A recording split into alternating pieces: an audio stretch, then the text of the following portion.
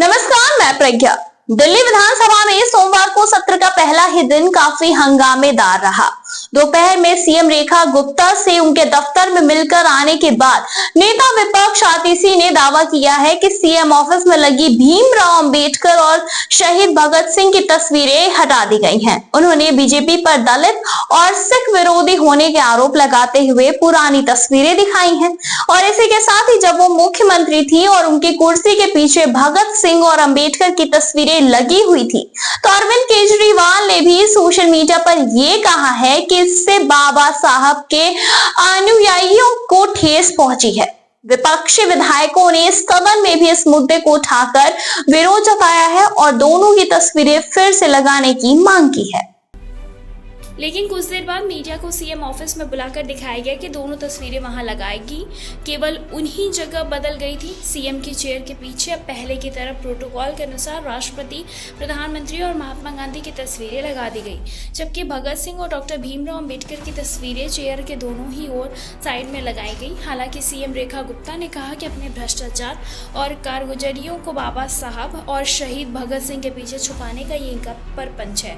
उन्होंने कहा कि राष्ट्रपति और प्रधानमंत्री सरकार के हेड है, सीएम ऑफिस में क्या उनकी तस्वीरें नहीं लगनी चाहिए? राष्ट्रपिता कहे जाने वाले महात्मा गांधी की तस्वीर क्यों नहीं लगनी चाहिए? उन्होंने इसी के साथ आगे ये भी कहा है कि भगत सिंह और बाबा साहब हम सबके लिए पूजनीय, आदरणीय और मार्गदर्शक हैं और रहेंगे। विपक्ष की हर बात का जवाब देना मेरा काम नहीं है, मैं दिल्ली की जनता के प्रति जवाबदेह हूँ। मंत्री प्रवेश वर्मा ने यह भी कहा है कि इन्हें 10 साल का समय मिला था, लेकिन विकास करने के बजाय इन्होंने दिल्ली को बद से बदतर कर दिया और आज भी हाउस की गरिमा को तार तार किया। मंत्री प्रवेश वर्मा ने यह भी कहा है कि आपदा वाले लोग हर जगह आपदा फैलाने का काम करते हैं। इन्हें 10 साल का समय मिला था, लेकिन विकास करने के बजाय इन्होंने दिल्ली को बद से बदतर कर दिया और आज भी हाउस की गरिमा को इन्होंने बर्बाद कर दिया। मैं विपक्ष के लोगों से कहना चाहूँगा कि हम आपके साथ मिलकर काम करना चाहते हैं, हमें अच्छे सुझाव दें और दिल्ली को विकसित दिल्ली बनाने के लिए काम करें। हम चाहते हैं कि यमुना साफ हो, महिलाओं को पैसा मिले, हमारे मैनिफेस्टो को काम को जो है उससे पूरा हो और ये लोग बार बार जो आउट ऑफ सिलेबस बात करते हैं उससे दिल्ली का भला नहीं होने वाला। आतिशी ने विजेंद्र गुप्ता को बधाई देते हुए कहा कि उन्होंने हमेशा ही विधानसभा में मजबूती से लोगों के मुद्दे उठाए हैं। हालांकि इसके बाद उन्होंने जैसे ही सीएम ऑफिस से अंबेडकर और शहीद भगत सिंह की तस्वीर हटाने का दावा किया, वैसे ही हंगामा शुरू हो गया। स्पीकर ने इस पर कड़ी आपत्ति जताते हुए विपक्षी विधायकों को बैठने का निर्देश दिया। उन्होंने विपक्षी विधायकों के व्यवहार को अमानवीय और असंसदीय करार दिया।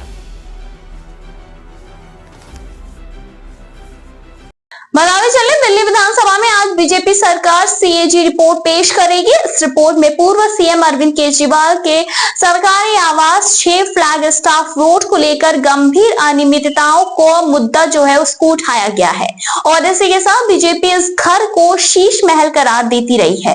यानी कि सीएजी रिपोर्ट में ये कहा गया है कि 6 फ्लैग स्टाफ रोड वाले बंगले को और बड़ा करने के लिए नियमों का उल्लंघन करके कैंप ऑफिस और स्टाफ ब्लॉक को भी उसमें मिला लिया गया था। विधानसभा चुनाव से पहले भी बीजेपी ने शीश महल को लेकर केजरीवाल समेत पूरी आम आदमी पार्टी को घेरा था।